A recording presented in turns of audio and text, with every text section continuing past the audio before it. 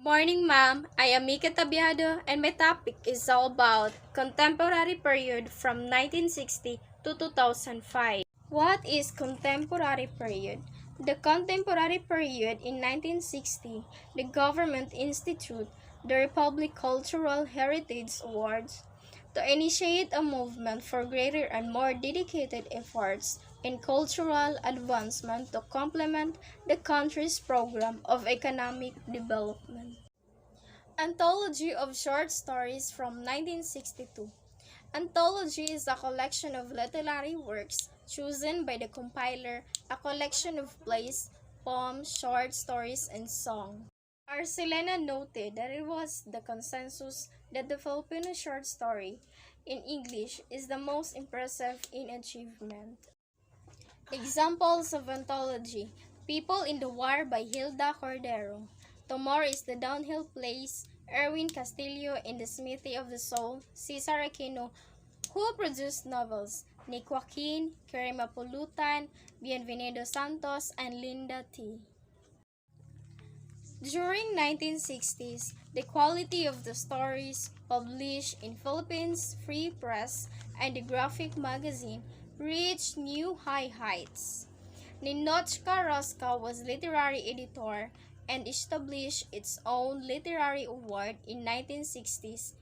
N.V.M. Gonzalez thought it was encouraging that universities were beginning to offer graduate courses in the Philippine literature. Edilberto Tiempo echoed in deploring the failure to criticism in the country of inability of Philippine criticism to establish its own premises. Carlos Palanca Memorial Awards for Literature were awarded each year.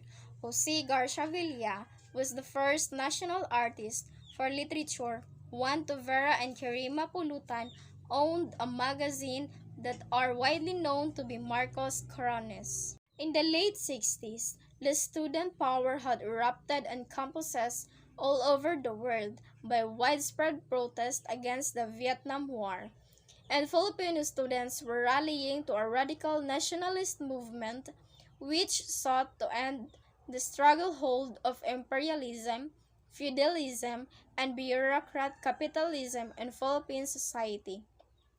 This unrest was the culminate in the declaration of martial law by President Ferdinand Marcos in 1972. Carlos Palanca Memorial Awards for Literature were awarded each year. In 1973, the Marcos government issued Proclamation Number 1144, providing special awards in recognition of artistic and literary accomplishment at its highest level. Jose Garcia Villa was the first national artist for literature.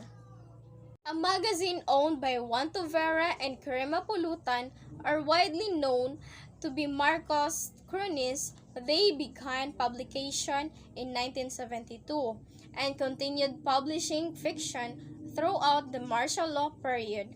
Also offered literary awards.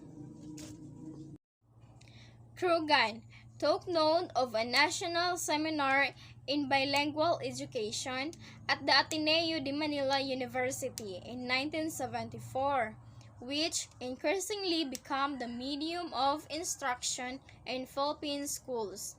The assassination in 1983 of the opposition leader Benigno Aquino set in motion a tide of indignation that finally brought Marcos down in what has come to be known as people power.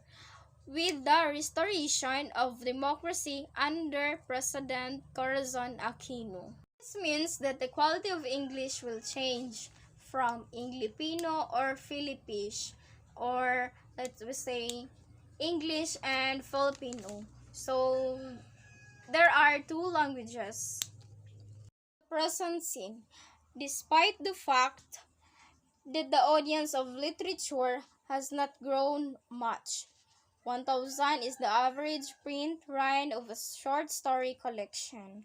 So, in ana ra siya ka gamay na lang ang kanang mga audience in Philippine literature.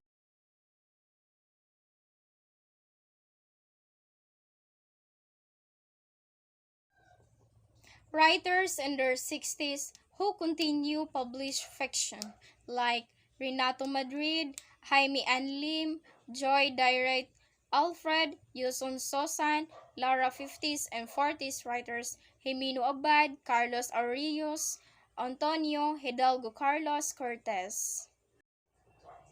Some of the writers are published individual collections and regularly win prizes for their work includes Lakambini Sitoy, Clinton Palanca, Luis Katigbak, Jessica Safra, Katrina Tuvera, Angelo Lacuesta.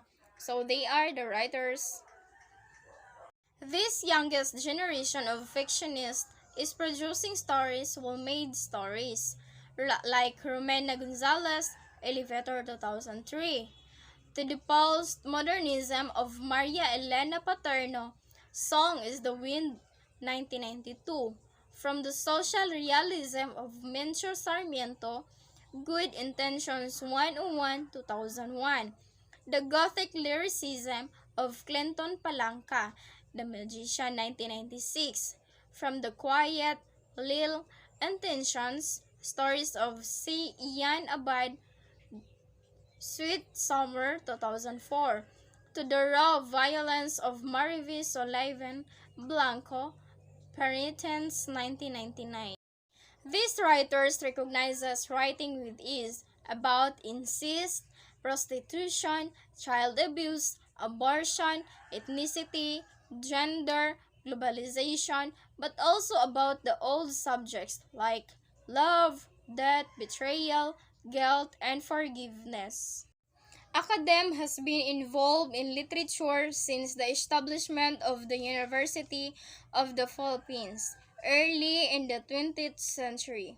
Like Polo Barong is the stereotype of the writer as the bespicated academic in a business suit and at least as valid as that writer as a scoffy bohemian.